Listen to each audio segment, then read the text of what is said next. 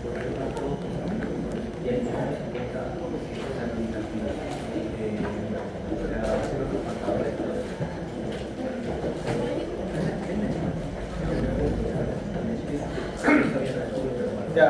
ahora sí, vamos a continuar.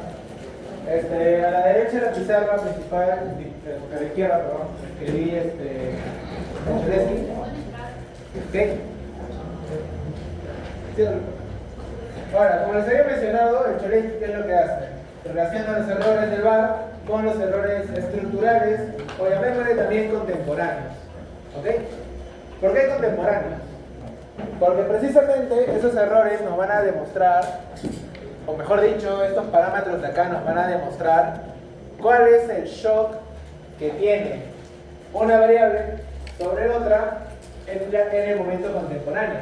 Porque como pueden ver, este es sub t y este también es sub t.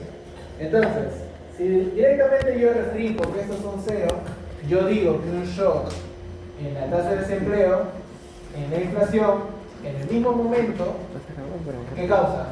No causa nada. ¿Ok? O llámese, como se conoce en macroeconomía, que cuando tú haces una política de algo o hay un shock de algo, la economía no reacciona en el mismo instante. Siempre reacciona, bueno, hablando en trimestres, un periodo, 2 periodos más adelante. ¿Correcto? Eso por teoría macro. Justamente eso es lo que refleja esa matriz, el impacto entre cada uno de ellos en el periodo cero.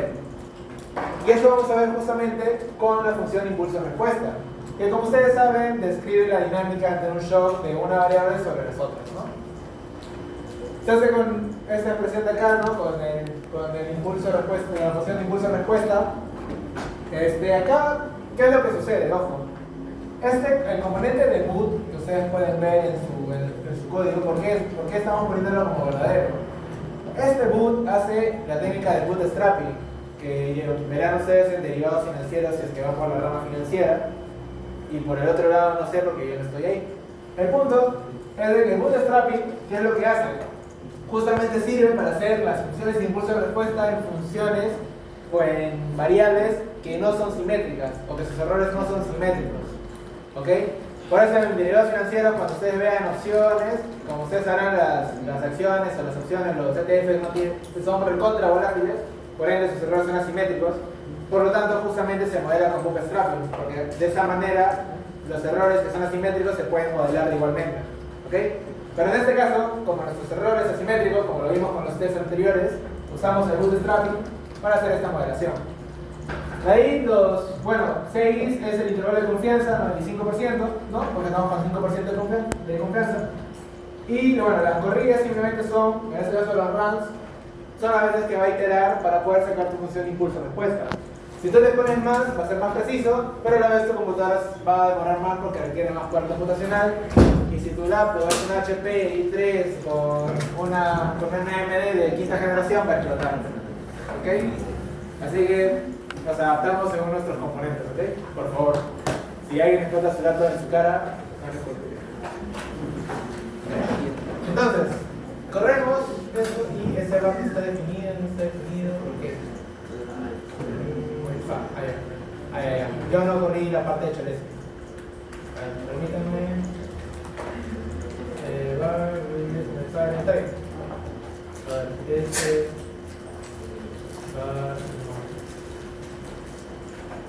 Ya es. Ahora, ¿qué es lo que sucede? Bueno, como mencioné, el copio de los valores, en este caso, el de acá aproxima 0, ¿no? Su tercer decimal recién tiene valor, así que hemos puesto que aproxima 0 y redondeados a 2 decimales. ¿Okay? Entonces, la función impulso-respuesta, ¿no? Corremos. Y ahora, lo que sí les recomiendo es de que agranden solamente la parte de gráfico, porque a veces cuando está contraída, con el gráfico es algo grande, no se despliega. Entonces, lo que vamos es ya. Ahora, en su consola seguramente ustedes están viendo que dice dar enter para ver la siguiente, ¿ok? Es porque como son tres variables, hay 3 gráficos, por lo tanto cuando des enter vamos a pasar al siguiente. Entonces, acá tenemos la impulso-respuesta de la tasa de inflación.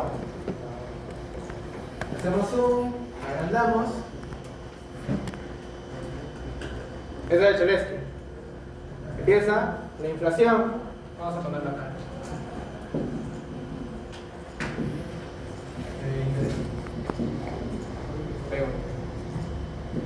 Inflación, desempleo, interés. El shock de la inflación sobre la inflación empieza en 1. Bueno, si hacemos escala, por acá está el 1, ¿no? Va cayendo así. ¿Ok? Y cae perpetuamente. La inflación sobre la tasa de desempleo es 0. Empezamos en 0, porque recuerden que porque esto es la parte contemporánea, ¿ok? De los shocks en el mismo momento, y de ahí sus respectivos cambios, ¿no? Y la inflación sobre la tasa de interés empieza en 16. Si hacemos escala, esto debería ser 0.2, 0.16. Entonces, nuevamente, esta matriz de acá, que bueno, en este caso estaba haciendo una especificación de Cholesky, recuerden que estamos en Cholesky.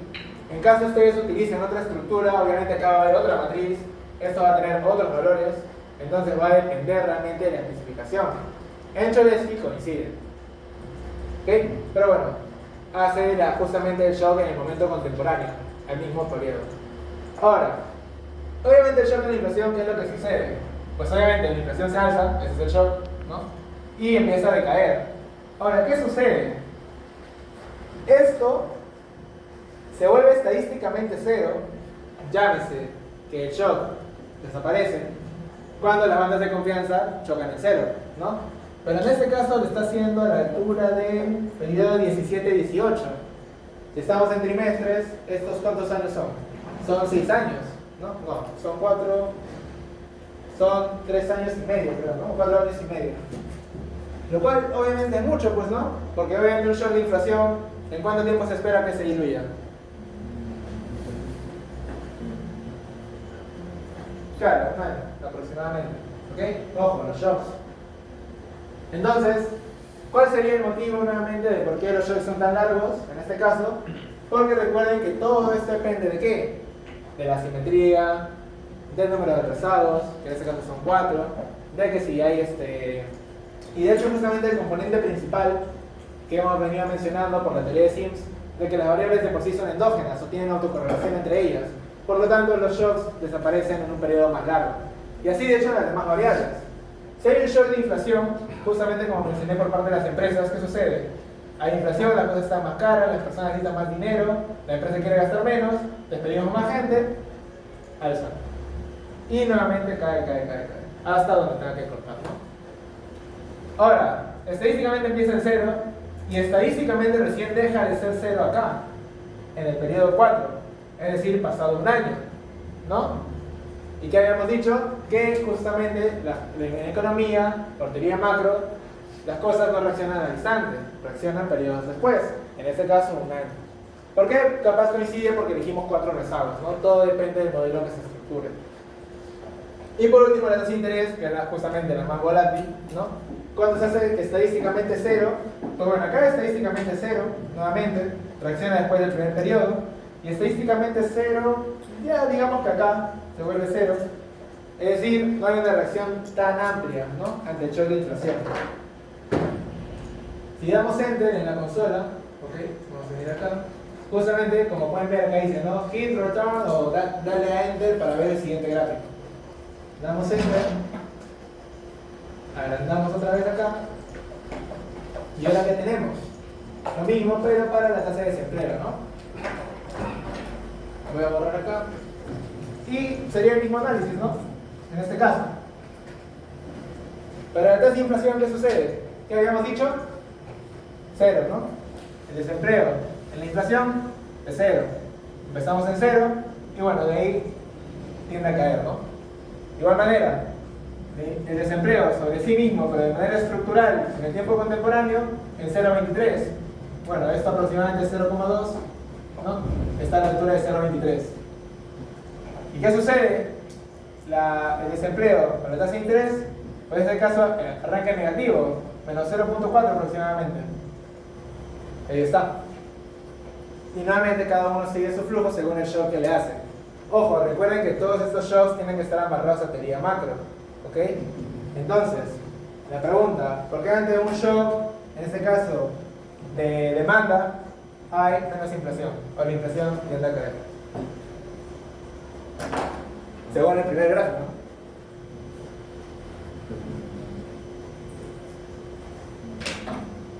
Si hay un shock de desempleo, la gente no tiene dinero, porque no tiene empleo, nadie tiene plata, nadie compra nada, las personas quieren vender sus cosas, bajamos el precio, menos inflación. ¿Correcto? O bueno, como quedamos los precios estándar, ¿no? Porque recuerden que inflación y deflación son diferentes. Y esta inflación. Ahora, si se acuerdan de los gráficos que vimos, de hecho estamos en un periodo de estanflación, donde había tanta inflación como desempleo. No sé si se acuerdan los gráficos. Que habíamos dicho que justamente había un alza en ambos, ¿no? Y también justamente coincidía con el alza en la tasa de interés por parte del periodo de Volcker, ¿no? Todas esas cositas las alineamos y nos va dando las respuestas a la función impulso-respuesta, ¿no? Y por último, ya hemos visto el shock de oferta con la inflación, shock de demanda con la tasa de desempleo, nos falta con la tasa de interés, que ¿qué refleja?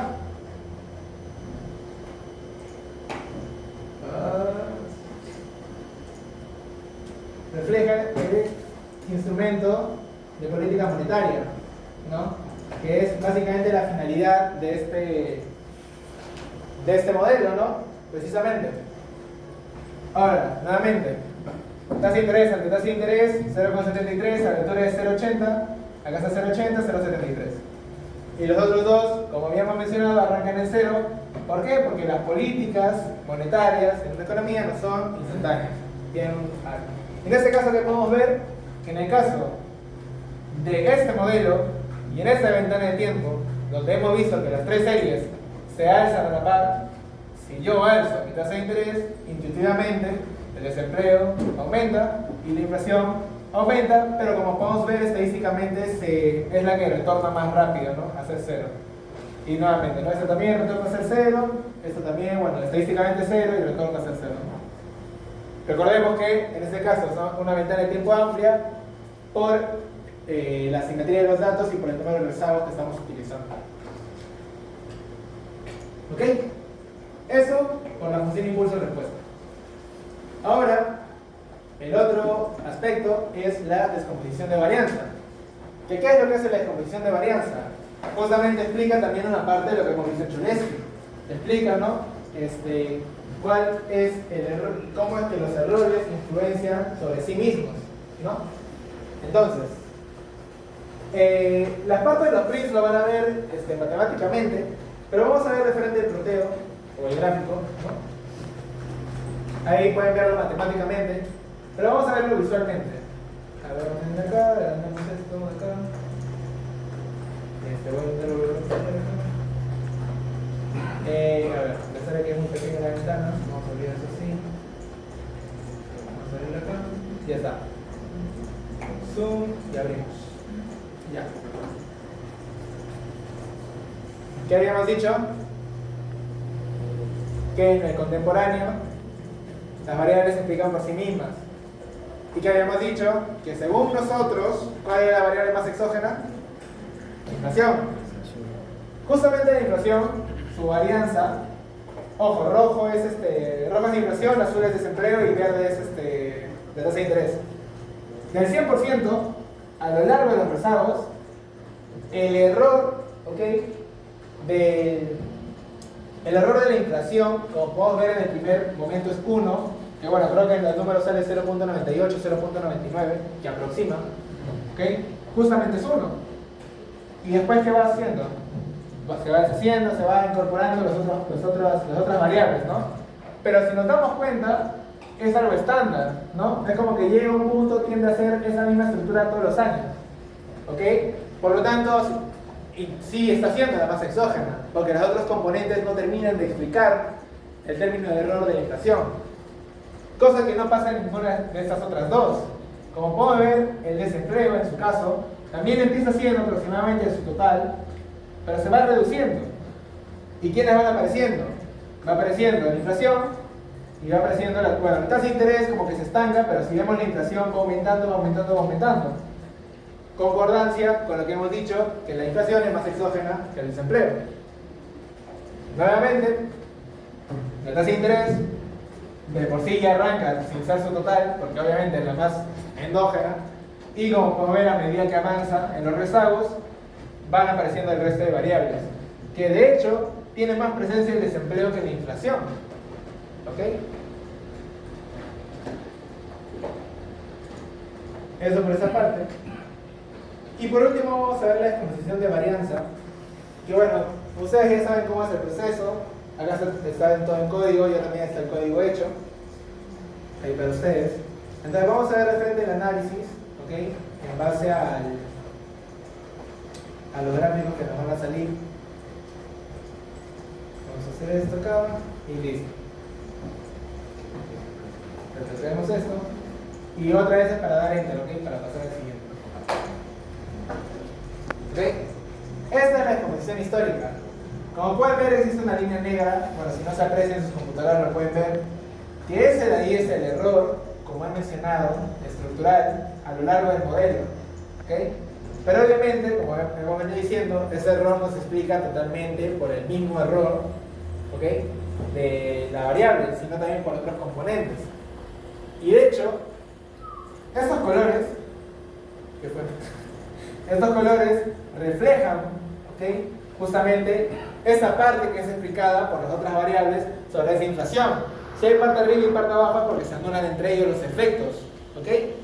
Entonces, precisamente, ahorita estamos viendo de la inflación, donde al inicio hay más presencia de sí mismo sobre los otros, ¿no? Y como podemos ver, a lo largo de toda su serie, bueno, en ese caso converge a la media, ¿no?, aproximadamente, hay más presencia del rojo. Pero ¿qué sucede, no?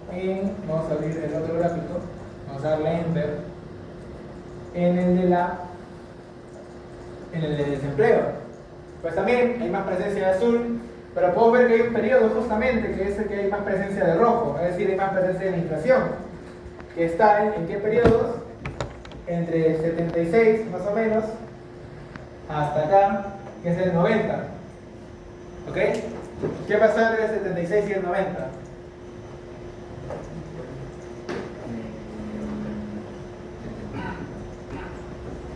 Pues lo de Volcker, ¿no? Precisamente, la de tasa de interés.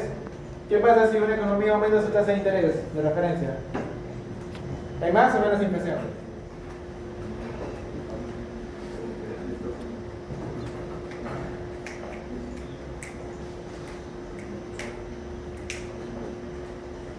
A ver. ¿Qué sucede? Claro, debería haber menos inflación. Ahora, ¿por qué si hay menos inflación aparece más en la inflación en este caso? En ese apartado. Porque este gráfico no dice si es positivo, dice si es negativo. Solo dice la presencia de ese efecto sobre el error de la otra variable. Es decir, sí, es negativo, no, pero a pesar de ello, ese negativo es más presente que los otros efectos, ¿no? Y ya por último vamos a ver la tasa de interés, ¿no? Que bueno, como ya sabemos, hay más presencia de los otros colores que de la misma tasa de interés. Ok, acá damos zoom. Y bueno, como mencioné, ¿no?, en la tasa de interés mismamente no hay tanta presencia de la tasa de interés, dada la presencia de otras variables que son más exógenas. Y ya, con eso pueden hacer su trabajo tranquilamente. Obviamente, como les dije, pueden modelar otras dummies, pueden usar otros rezados, pueden usar otro tipo de especificación para la parte estructural, le va a salir otra forma de la descomposición de varianza, etcétera, etcétera, etcétera. ¿Ok? Ahora, bueno, estoy lejos. Ahora, la PC, que va a ser el otro miércoles. Les tengo entendido que Padilla les dijo que iba a ser escrito. Bueno, a priori va a ser para marcar, a priori, ¿okay? Capaz si hay texto, pero en su mayoría va a ser lo mismo que he hecho ahorita, que es interpretar